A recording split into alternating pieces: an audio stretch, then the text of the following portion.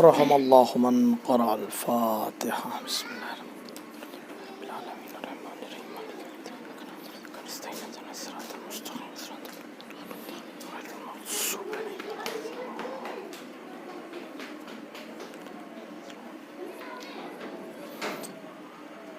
لا حول ولا قوة الا باللہ العلی العظیم اعوذ باللہ من الشیطان اللعین الرجیم بسم اللہ الرحمن الرحیم الحمد للہ رب العالمین الصلاة والسلام علی اشرف الانبیاء والمرسلین المخاطب طٰہٰ ویاسین النبی المؤید ورسولنا بالقاسم محمد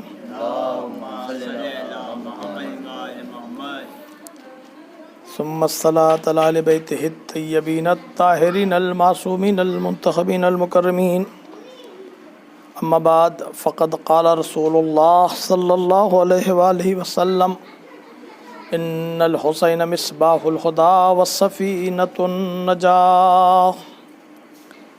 عزیزان گرامی، اس سلسلے کی آج یہ 7ویں مجلس ہے۔ رسول مقبول کا یہ فقرہ اور آپ کا یہ ارشاد فرمانا کہ حسین ہدایت کا چراغ اور سفینہ نجات ہیں۔ یا رسول اللہ، آپ کا جو یہ ارشاد ہے کہ حسین ہدایت کا چراغ ہے اور سفینہ نجات ہیں، تو کس زمانے کے لیے ہیں اور کس کے لیے؟ کیا دور زمانہ محدود ہے، جگہ محدود ہے، مزاج محدود ہے، یا ہر زمانے کے لیے ہے؟ کہا رسول آپ خاتم النبیین ہیں، آپ سے پہلے والے جو انبیاء ہیں وہ آپ کے صدقے میں خلق کیے گئے اور آپ کی وجہ سے ان کی تخلیق ہوئی، لہذا آپ کا جو ارشاد ہے وہ دائمی ہے اور ہمیشگی رکھتا ہے۔ آپ جو ارشاد فرما رہے ہیں کہ حسین ہدایت کا چراغ ہیں، یہ صرف آج کے زمانے کے لیے نہیں ہیں، کل بھی ہدایت کا چراغ تھے، آج بھی ہیں اور آنے والے زمانے میں بھی رہیں گے۔ انسان یہ سوچتا ہے دور بدل گیا، زمانہ بدل گیا، ٹیکنالوجی کا زمانہ آ گیا، سائنس کا زمانہ آ گیا، جتنا انسانی عقل کو ترقی ہوتی جائے گی اتنی معرفت امام حسین بڑھتی جائے گی۔ جس طریقے سے جب پیاسا کوئی بہت ٹھنڈا پانی پی لیتا ہے تو اس کی پیاس میں شدت آ جاتی ہے، امام حسین اس شخصیت کا نام ہے کہ جتنا زمانہ گزرتا جائے گا آپ کی شخصیت نکھرتی جائے گی، کیونکہ زمانہ جتنی ترقی کرتا جا رہا ہے انسانی سطح فکر اتنی بلند ہوتی جا رہی ہے۔ آج سے 60 سال پہلے جو بزرگ جو باتیں نہیں جانتے تھے یا زندگی کے آخری پڑاؤ پر 60-70 سال کی عمر میں ان کو وہ چیزیں پتہ چلتی تھیں، آج 3-4 سال 5 سال کے بچوں کو وہ علم ہے۔ کل جو چیز عجوبے تھے وہ چیزیں آج نارمل اور ایک عادی چیزیں ہو گئی، معمولی چیزیں ہو گئی ہیں۔ کل اگر یہ کہا جاتا آج سے 50 سال پہلے کہ ایک انسان ہاتھ میں کوئی ایک چیز لے کے اور یہاں سے بیٹھے بیٹھے امریکہ دیکھ لیتا ہے، وہ کہتے نہیں ہو سکتا، یہ ناممکن ہے، یہ تعجب کی بات ہے، نہیں ہو سکتا۔ آج کے 50 سال پہلے انسان یہ یقین ہی نہیں کر سکتا تھا کہ بغیر تار کے، بغیر کنیکشن کے، بغیر کسی چیز کے انسان یہاں سے بیٹھ کے امریکہ کو ڈائریکٹ دیکھ لے کہ وہاں ہو کیا رہا ہے۔ اس زمانے کے لیے یہ معجزہ تھا، آج کے زمانے کے لیے کھلونا ہے۔ کیونکہ سطح فکر بلند ہو گئی ہے. صاحب کیسے ہو گیا؟ آپ آج کے بچے سے پوچھیں کہ بھائی اگر کوئی امریکہ یہاں سے بیٹھ کے امریکہ کو ڈائریکٹ دیکھے، یہ ہو سکتا ہے؟ یہ پاسبل ہے؟ بچہ فوراً ہاں میں جواب دے گا، ہاں یہ ہو سکتا ہے. کیسے ہو سکتا ہے؟ 3-4 ایپس کے نام بتا دے گا. آپ واٹس ایپ کے ذریعے سے دیکھ سکتے ہیں، فیس بک کے ذریعے سے دیکھ سکتے ہیں، اور چیزوں کے ذریعے سے آپ دیکھ سکتے ہیں. آج کا بچہ، اس کے لیے مسئلہ بہت آسان ہے. عزیزان گرامی، جس طریقے سے کل کے جو چیزیں محال تھیں وہ ممکن ہو گئیں، اور پھر اور آنے والے زمانے میں وہ چیزیں ایک ماضی و پاسٹ بن جائیں گی.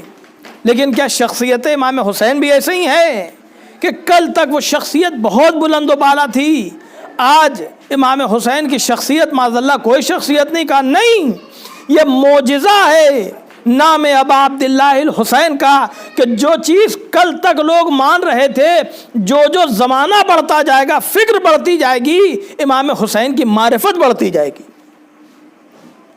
کیونکہ امام حسین الہی کرشمے کا نام ہے، کیونکہ امام حسین اس ذات اور اس ہستی کا نام ہے کہ جس کے لیے خدا ارشاد فرماتا ہے کہ اے میرے بندے مجھ سے راضی ہو جا.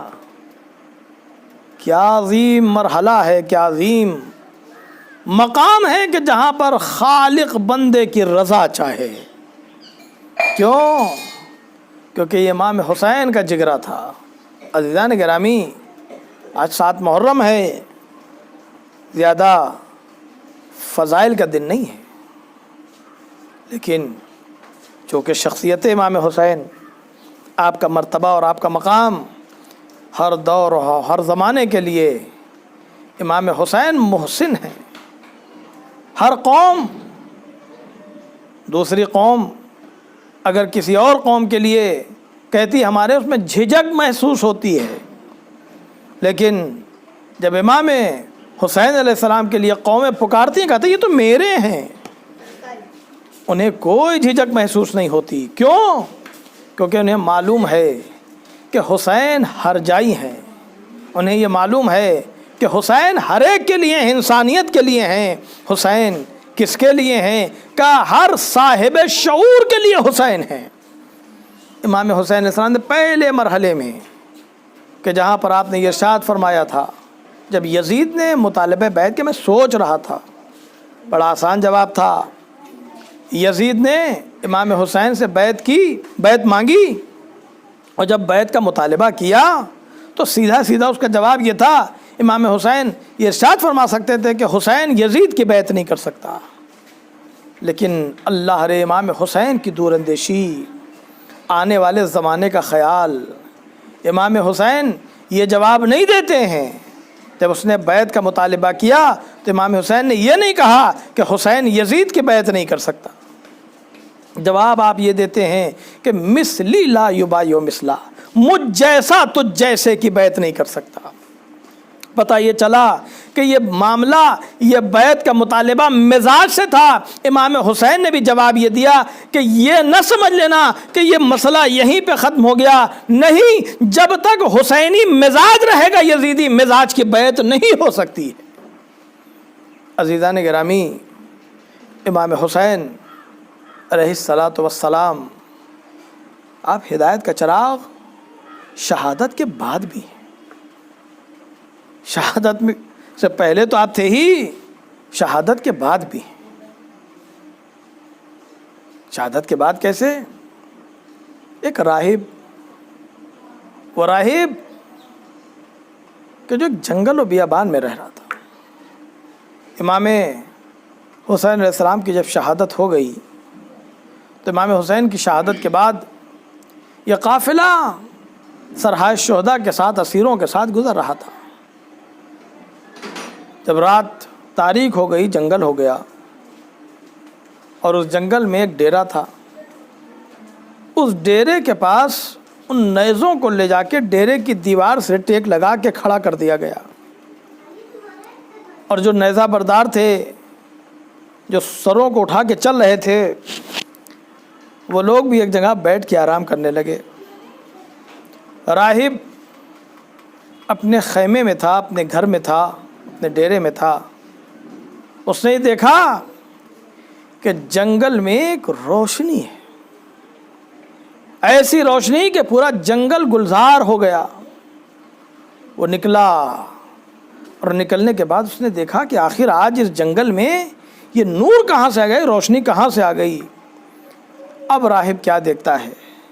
راہب یہ دیکھتا ہے کہ کچھ کٹے ہوئے سر نیزوں پہ ہیں جو اس کے ڈیرے کی دیواروں سے ٹیک لگا کے کھڑے کر دیے گئے ہیں، اور ان چہروں سے اور ان کٹے ہوئے سروں سے ایسا نور ساطع ہو رہا ہے جو آسمان کی طرف جا رہا ہے. اب جو اس نے آسمان کی طرف سر اٹھا کے دیکھا، وہ کیا دیکھتا ہے؟ وہ یہ دیکھتا ہے کہ سواریاں آسمان سے زمین پر آ رہی ہیں. اس نے اب جو سواریوں کو آتے ہوئے دیکھا بے چین و مضطرب ہو گیا کہ آخر یہ شخصیتیں ہیں کون. اب جو راہب جو لوگ ان نیزوں کو لے کے چل رہے تھے، سرحائے شہداء کو لے کے چل رہے تھے، وہ راہب ان کے پاس گیا اور جانے کے بعد یہ کہتا ہے کہ یہ بتاؤ کہ یہ سر کس کے ہیں؟ وہ یہ کہتے ہیں کہ تمہیں اس سے کیا مطلب یہ سر کس کے ہیں؟ کہا میں یہ چاہتا ہوں یہ سر ایک رات کا میرا مہمان ہو جائے. کہا تم کیوں مہمان کرنا چاہتے ہو؟ کہا میں نے عجیب کشش دیکھی ہے، میں نے عجیب جذابیت دیکھی ہے، اس لیے میں یہ چاہتا ہوں کہ یہ سر ہمارے مہمان ہو جائیں. ان لوگوں نے کہا ہم ایسے نہیں دیں گے. اس نے کہا سنو، ہمارے پاس جتنا مال و متاع ہے ہم تمہیں دینے کو تیار ہیں، لیکن یہ سر ہمیں دے دو. انہوں نے کہا تم کیا دے سکتے ہو؟ اس نے کہا تم جو مانگو، جو میرے پاس ہے. اس وقت اس راہب کے پاس 10,000 دینار تھے. اس نے کہا یہ رقم میں تمہیں دینے کو تیار ہوں. 10,000 دینار راہب نے دیے اور ان سرحائے شہداء کو لے کے، امام حسین کے سر کو لے کے اپنے ڈیرے کے اندر گیا. جیسے ہی ڈیرے کے اندر گیا اس نے کہا اے صاحب سر، مجھے یہ نہیں معلوم کہ یہ سر کس کا ہے، لیکن میں یہ جانتا ہوں کہ آپ شریف النفس ہیں، آپ کا تعلق آسمانی تعلق ہے. اور اس کے بعد کہا آپ گواہ رہیے گا کہ میں اسلام لا رہا ہوں، میں آپ کے دین کو قبول کر رہا ہوں. آپ کے کٹے ہوئے سر کو اب ذرا تصور کریں کہ جس کے کٹے ہوئے سر میں ایسی کشش ہو، ایسا نور ہو، تو جس کے وجود میں کیسا نور ہوگا. ہاں عزاداران سید الشہداء، آج محرم کی 7 تاریخ ہے. مورخین نے اس تاریخ کو امام جناب قاسم سے منسوب کیا ہے. کون قاسم؟ کہا جناب قاسم امام حسن کے لخت جگر، امام حسین کے بھتیجے. وہ بچہ جو کربلا میں مورخین لکھتے ہیں کہ اس کا سن صرف 13 سال کا تھا. 13 سال کا سن. آپ ذرا تصور تو کریں اور ذرا اپنے دل پر ہاتھ رکھ کے سوچیں کہ جب کوئی بچہ یتیم ہوتا ہے اور اس کی ماں بیوہ ہوتی ہے، ماں کے تمام جذبات اس کی اولاد میں ہوتے ہیں اور ماں اپنے بچے کی حفاظت کے لیے کوشاں رہتی ہے. لیکن عجیب تھی مادر جناب قاسم، جناب ام فروا، کہ آپ اپنے لال سے یہ کہتی ہیں اے قاسم تم ابھی زندہ ہو اور تمہارے چچا پہ آنچ آ رہی ہے.